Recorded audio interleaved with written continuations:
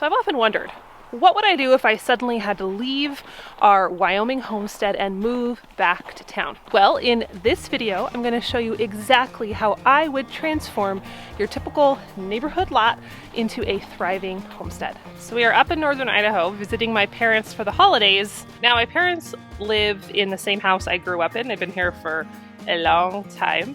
And they are not really interested in the homesteading lifestyle, but I can't help myself. And every time I'm here, or honestly, anytime I go anywhere, I can't help but imagine how I would turn different properties into a homestead, because I'm just weird like that. Also, there is some background noise in this video, and my apologies. Turns out it's pretty hard to film and get everybody in the neighborhood to be quiet. I got a bow and arrow for Christmas, so she is out here practicing.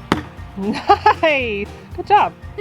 So any property, no matter how big or small it is, has pros and cons and pluses and minuses. And even us, who a lot of people might think our property is like the perfect homestead. It's not. There's a lot of things we have to work around and get creative with. And that's the same here on my parents' little piece of property. And I think any house or any chunk of land you get. So my parents have a 1/4 acre in a little neighborhood subdivision.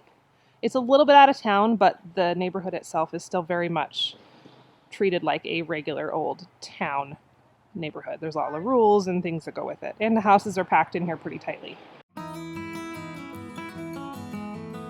So like every time I come back, it's just this cool feeling of coming full circle. And it's awesome to think that all the things I dreamed about when I lived here, a lot of them have come true. We take snow removal very, very seriously. The kids were out here till like 9 o'clock last night rolling these giant snowballs because Wyoming snow doesn't pack very well. So they were in heaven. Ready to pretend? Let's make it happen. So one of the first things I like to plan out on a new piece of homestead property, besides the buildings, like buildings are number one, but this place doesn't need any more buildings, is the garden, because the gardens are pretty permanent and kind of important to this whole homestead thing. First of all, there's this great big steep hill that runs the entire length of the property that would work really good terraced off. Basically building like some garden beds on the side of a hill. It's hard to tell with the snow, but it's pretty steep. Like my sister and I used to sled here, and it's not going to be great for much else homestead-wise. So I think it's just super smart to terrace it off. You can see the neighbor did that down there, and I just think that's kind of brilliant. My parents' dog, Camus, thinks I'm going to throw the camera for him to catch. Sorry, buddy. So if you had a 10-foot bed starting here, then a set of stone stairs that go up, and then another 10-foot bed, and then another set of stairs that go up, it would not only look cool, but it would be functional because it would get in between each bed. I think that's a really important thing to consider too when you're doing a homestead situation in a neighborhood, is just to make it be as aesthetically pleasing as possible, just to keep the neighbors happy and everybody cool, and just to be a good ambassador for the homestead lifestyle. You gonna make it? See how steep this hill is. It's very steep. Although if you slip back down, it'd be really good B-roll. Yeah, but I don't want to do that. So they have this other garden plot that they've actually used as a garden plot since I was little, and you can't see it because it's covered with snow, but it's tilled up. I would continue using this as a nice big flat garden. It would work good for squash or pumpkins or corn or things like that that wouldn't work good in a small bed. You also have to consider your directions. So this way is south, this way is north. And so I like this because you're not going to be blocked by trees or buildings, which is a consideration here because they have a lot of trees, unlike where we live.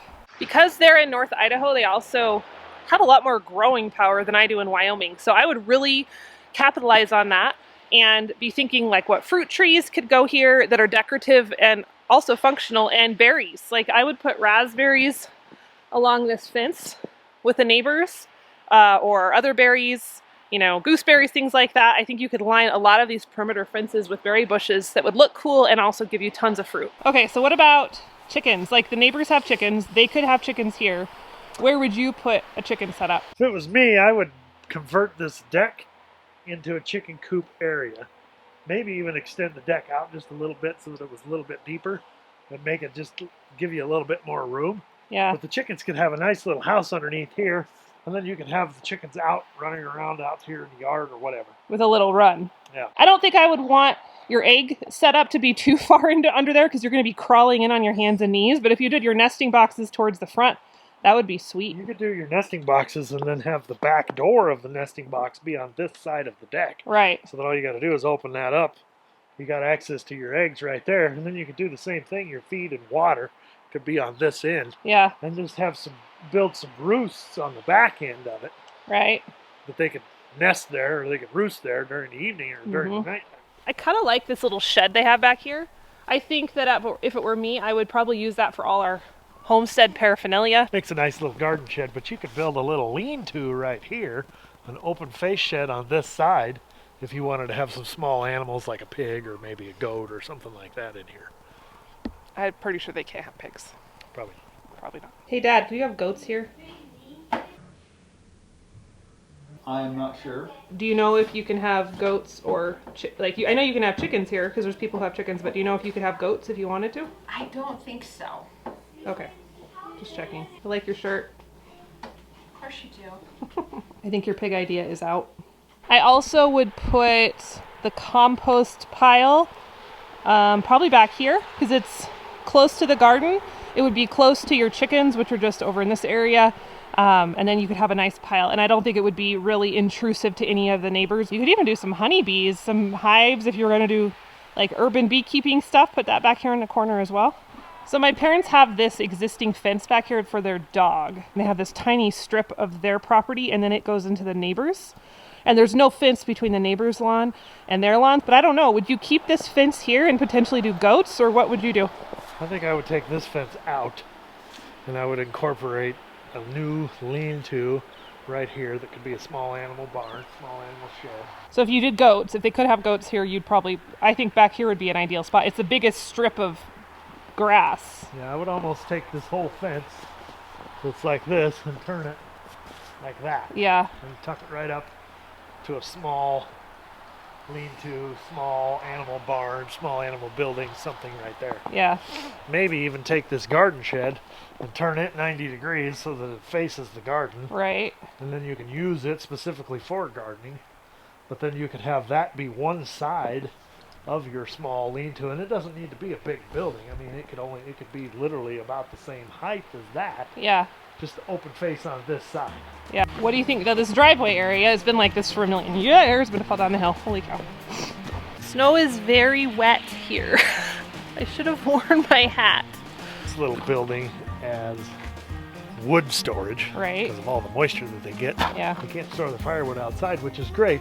But one option you could have if you wanted to have a piece of equipment come in here, and this is already terraced off, but you could terrace this off even further back, essentially to the property line. Yeah. Reestablish your retaining wall over there. It will give you a lot more room right here. I mean, it's easy to look at a place like this driveway and go, oh, it is what it is, but I don't know, there's just so much you can do when you just start thinking outside the box. So there's nothing wrong with it per se, but if you wanted to add a little more space, I think you absolutely could. There's enough room right here. If you cut all this out and rebuilt your retaining wall going around, yeah, you could just about fit a little 2-car garage right there. Or like a workshop or something. Well, there you have it. I don't plan to move back to town anytime soon, but I just love the process of getting creative with what you have and figuring out ways to turn things that at first glance seem like a detriment, like, you know, a giant grass-covered hill, into something that's actually really beneficial. So I hope this video gave you a little bit of inspiration for wherever you may be building your own homestead. When you're a flatland Wyoming kid, a hill is quite the novelty, especially with snow on it. Yeah, I can't go any farther. Okay. Yeah! I think Uncle Tyson needs a bigger sled. What? Uncle Tyson needs a bigger sled. If you would like my best tricks and formulas for designing a homestead no matter where you live, check out the free ebook down in the show notes.